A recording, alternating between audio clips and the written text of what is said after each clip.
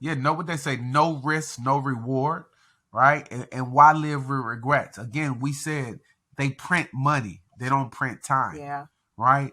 And and most people are waiting for opportunity and they don't realize the opportunity is right there in front of their face. Look, case in point, I remember hearing a story about it was a flood coming and a man was waiting to be rescued.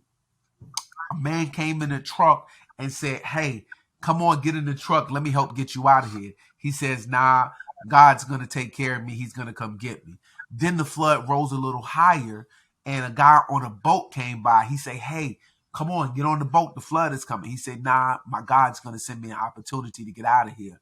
Then the man ended up on the roof because the water rose so high. A helicopter came, dropped down the ladder, and say, "Hey, come on, get up here. We can get you out of here." He said, "Nah, God's going to provide me an opportunity." Well, the water ended up coming up. The man drowned and died. And when he got to heaven, he asked God, he said, "Well, why didn't you send me an opportunity?" He said, "You remember that truck? You remember that boat? And do you remember that helicopter? They were all opportunities that you turned down because you probably thought it was a scam. You probably was still confused about money. When there's all the times there's opportunities, right? Even us having this conversation on the podcast and people listening or people seeing the snippets that we put out on different social media sites, right? And we put these snippets out for you to hear it. It's not for you not to take action. Right. It's not what you know, it's what you do with what you know. Every time one of these nuggets come at you, it's your job to either get in the truck, to get on the boat, or to get on the helicopter. Don't miss an opportunity to miss an opportunity. That was perfectly put. Exactly. Take advantage of all these opportunities, act on all these nuggets. Don't wait because, like, they're not printing more time. What's your biggest expense in life is not knowing how to make $1 million. So every year you don't invest in yourself to learn that, that's lost opportunity cost. That's lost millionaire status. That's lost vacations. That's lost time that you should be in your mansion. So learn to make that 6, 7, 8, 9, 10 figures.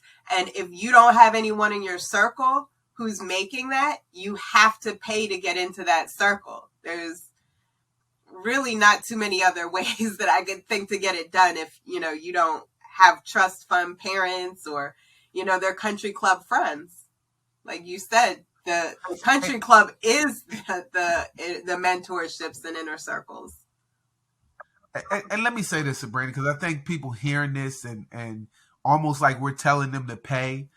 Paying has nothing to do with the person you're paying to get in the mentorship. Let me make that plain. It has everything to do with your mentality because you have to let go. Paying says, "I value my time more than I value this money." I think y'all missed it. Sabrina said she maxed out every card she had to get in the mentorship because it wasn't about the money. It was about how can she begin to save time.